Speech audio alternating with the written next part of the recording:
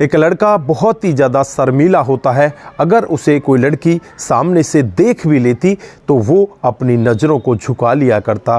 दोस्तों, एक दिन का वाक़या होता है जब वो एक पार्टी के अंदर जाता है। वहाँ उसे एक लड़की बहुत ही अच्छी लगती है, बहुत ही ज़्यादा खूबसूरत वो लड़की होती है। वहाँ पर बहुत सारे और लड़के होते हैं, वो भी उसी लड़की को देख रहे होते हैं क्योंकि वो देखने में इतनी ज़्यादा खूबसूरत होती है। अब यहाँ पर ये लड़का उससे बातचीत करने वाला होता है, लेकिन इसकी हिम्मत ही नहीं हो पाती कि उसे बात कर सके।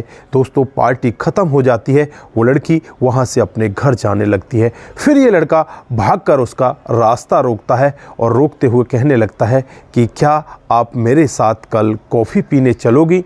दोस्तों, यहाँ पर लड़की इस लड़के की भोली सूरत को देखकर कहती है कि ठीक है, कितने बजे आना है? तो वो टाइम बता देता है। लड़की अगले दिन फिक्स टाइम पर उसी होटल में पहुंच जाती है। वहाँ पर ये दोनों कॉफ़ी पीने के लिए पहुंच जाते हैं। दोस्तों, वेटर कॉफ़ी लेकर आ जाता है, लेकिन लड़के की हिम्मत यहाँ पर इतनी नहीं होती कि उस लड़की से कुछ कह सके। अब यहाँ पर लड़की मन ही मन सोचने लगती है कि मैं कैसे बेवकूफ़ लड़के के साथ फंस चुकी हूँ। इसने मुझे कॉफ़ी पीने के लिए बुलाया था, लेकिन ये तो कुछ बोल ही नहीं रहा। उसके बाद ये दोनों कॉफ़ी पी लेते हैं। वो लड़की वहाँ से जाने लगती है। दोस्तों, फिर यहाँ पर ये लड़का उसके पीछे जाता है और रास्ते में फिर उससे कहने लगता है कि मैं तुमसे कुछ बात करना चाहता हूँ। बहुत ही ज़्यादा साहस करता है। तो लड़की कहती है कि तुम जैसे लूजर से क्या बात करनी, तुम्हारे अंदर तो ज़रा सा भी हॉनर नहीं है, तुम तो किसी लायक हो ही नहीं, तुम तो बेकार हो, नकारा हो। इस तरह से उसे ताने मारती है और वहाँ से वो वापस चली जाती है। दोस्तों, ये लड़का उसकी तरफ देखता रहता है। जब दादाजी की एंट्री इन दोनों के बीच में होती है तो होता है वहाँ पर इतना बड़ा काम। अगर आप लोग पूरी कहानी को सुनोगे तो आपको भी लगेगा कि दादाजी ने ऐसा क्यों किया, अगर ये सही था तो ये पहले ही क्यों नहीं हो चुका था। तो दोस्तों, आप लोग भी अगर पूरी कहानी के बारे में जानना चाहते हैं तो वीडियो को ज़रा सा भी स्किप ना करें, लास्ट तक वीडियो को ज़रूर देखिएगा। आगे बढ़ने से पहले हमारी वही रिक्वेस्ट कि जो हमारे चैनल के साथ नए हैं, कृपया करके चैनल को फॉलो कर लें, बेल आइकन को ज़रूर प्रेस करें। नमस्कार, जय हिंद। आप देख रहे हैं APH न्यूज़ राहुल रावत के साथ। तो दोस्तों, आज की जो हकीकत की कहानी आप लोगों को बताने जा रहा हूँ, ये मुंबई की हकीकत की कहानी है। यहाँ पर राजेश नाम का एक लड़का जो देखने में बहुत ही ज़्यादा सीधा साधा होता है। दोस्तों, वो एक पार्टी के अंदर पहुंच जाता है और वहाँ एक लड़की को देखता है। उस लड़की को देखते ही उसका दीवाना हो जाता है। उसी को कॉफ़ी पर बुलाता है और कॉफ़ी पर आने के बाद भी लड़की से वो सब नहीं कह पाता जो उसे कहना चाहिए था। लड़की यहाँ पर उससे इस तरह की बातें कहकर जाती है कि वो बस सुनकर सुन्न हो जाता है और कुछ कह ही नहीं पाता। वहीं पर उसके दादाजी खड़े होते हैं और जब दादाजी को वो देखता है तो रोने लगता है।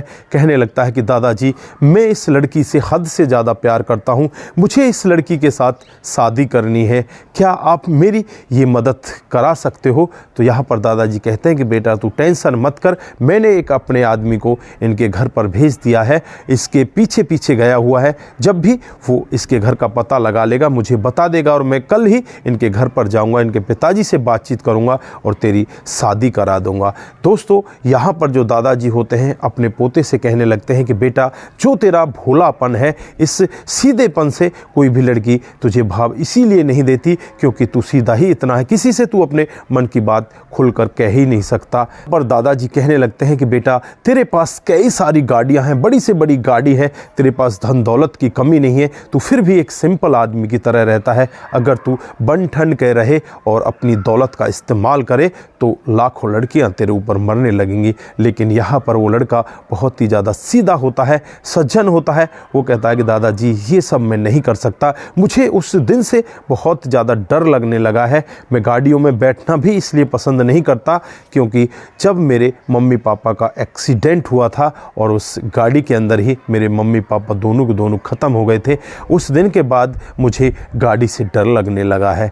दोस्तों, यहाँ पर दादा पोते आपस में बातचीत करते हैं। दादाजी होते हैं अगले दिन दिन का इंतज़ार करते हैं और जैसे ही अगला दिन आता है, अगले दिन उस लड़की के घर पर पहुंच जाते हैं और सामने जब बेल को बजाते हैं तो सामने से वही लड़की उस दरवाजे को खोलती है। तो यहाँ पर वो लड़की कहने लगती है कि आप कौन हो? तो यहाँ पर वो बताते हैं कि मैं उसी लड़के का दादा हूँ जो कल तुमसे मिला था। तो यहाँ पर वो लड़की कहने लगती है कि क्या तुम्हारा दिमाग ख़राब हो गया है? तुम्हारे पोते में तो बात करने तक की हिम्मत नहीं है। क्या तुम उसकी जगह पर मेरे से बात करोगे? क्या तुम मेरे साथ में प्यार करोगे? तो यहाँ पर दादाजी कहने लगते हैं कि नहीं नहीं बेटा, ऐसा कुछ नहीं है।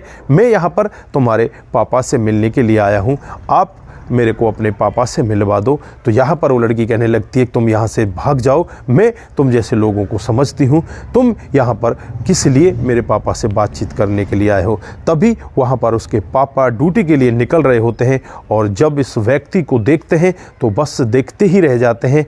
दोस्तों, ये बूढ़ा व्यक्ति कोई और नहीं होता, उस पापा का मालिक होता है। जिस कंपनी में ये काम करते हैं उस कंपनी के ये एमडी होते हैं। दोस्तों, अपने एमडी को अपने दरवाजे पर देखकर पापा बहुत ही ज़्यादा शौक में पड़ जाते हैं। वो हैरान होने लगते हैं और तुरंत ही उनका हाथ पकड़ते हैं और उनके पैर छूते हैं और कहते हैं कि साहब, आज इस गरीब पर ऐसी कृपा कैसे कर दी? आप यहाँ पर कैसे आ पहुँचे? फिर उन्हें अपने घर लेकर जाते हैं और घर में उनका एक बेटा होता है, उससे कहते हैं कि बेटा जल्दी से बाज़ार से अच्छी मिठाई लेकर आओ। अपनी पत्नी को बोलते हैं कि बहुत ही अच्छी से चाय बनाओ।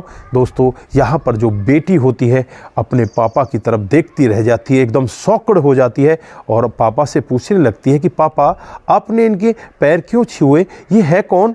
तो यहाँ पर पापा कहने लगते हैं कि बेटा, तुम इन्हें नहीं जानती, ये मेरी कंपनी के मालिक हैं, इनकी वजह से ही आज मैं सब कुछ हूँ। जो मेरी जान पहचान है, जो लोग मुझे मानते हैं, वो सब इनकी दिया हुआ है। इनकी वजह से ही हम लोग यहाँ पर अपनी रोजी रोटी चला रहे हैं। दोस्तों, बेटी उनकी तरफ देखने लगती है और यहाँ पर पापा जो होते हैं वो और कहने लगते हैं, अच्छे इंसान हैं। इनका एक बेटा था, उसकी पत्नी थी और रोड एक्सीडेंट में उनकी मौत हो गई थी। उनकी मौत के बाद से ही ये फैक्ट्री को संभालते हैं और सभी वर्करों का बहुत ही अच्छे से ख्याल रखते हैं। अब यहाँ पर बेटी की आंखों में भी एकदम से आंसू आ जाते हैं। वो पछतावा करने लगती है कि मैंने कितने बड़े आदमी के साथ में इतना गलत काम किया।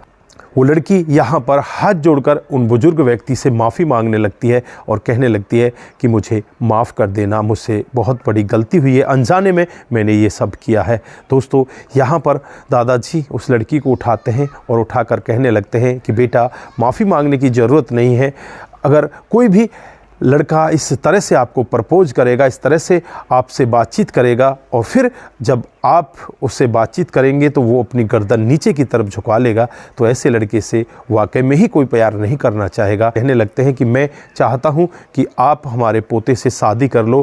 पिताजी से भी जब पूछा जाता है तो पिताजी बहुत ही ज़्यादा खुश होते हैं, कहने लगते हैं कि हमारे अहोभाग्य कि आप ऐसा कह रहे हैं। दोस्तों, उसके बाद उस लड़की से कहा जाता है कि आप बाहर चली जाइए, गाड़ी में बैठा हुआ है वो लड़का, वो आपका इंतज़ार कर रहा है। दोस्तों, उसके बाद वो लड़की बाहर जाती है और सामने उस लड़के को देखती है। तो सामने जो लड़का होता है उस लड़की को देखते ही फिर से अपनी गर्दन नीचे की तरफ कर लेता है। तो यहाँ पर लड़की कहने लगती है कि तुम कहना क्या चाहते हो? तुम्हें चाहिए क्या? तुम किस लिए मेरे पीछे आ रहे हो? मेरे घर तक भी आ गए, लेकिन कुछ बोलते क्यों नहीं? अगर तुम्हारे दिल में कुछ है तो बोलो तो सही। तो यहाँ पर वो लड़का फिर एक बार ऊपर की तरफ नज़र उठाता है और फिर शर्म से गर्दन नीचे की तरफ कर लेता है।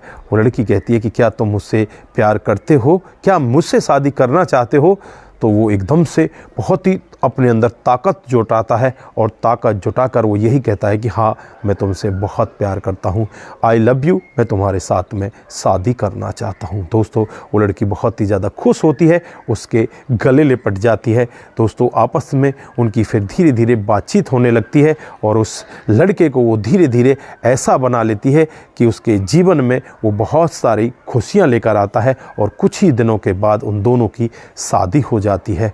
दोस्तों, ये थी आज की एक लड़का जो बहुत ही ज़्यादा शर्मीला होता है उसके प्यार की कहानी। तो आप लोगों को कैसी लगी? अगर आप लोगों में से किसी ने प्यार किया है और आपकी भी कोई कहानी है, आप लोग हमें बताना चाहते हैं या लोगों के साथ साझा करना चाहते हैं, तो आप लोग हमसे कांटेक्ट कर सकते हैं। आप अपना नंबर हमारे कमेंट बॉक्स में डाल सकते हैं और लिख सकते हैं कि हमें भी आपके साथ एक कहानी साझा करनी है, मेरे प्यार की कहानी। तो दोस्तों, आप लोग सुखी रहें, अच्छे रहें और इसी तरह से आपस में खुशी बांटते रहें। आप सभी का बहुत बहुत धन्यवाद। नमस्कार, जय हिंद,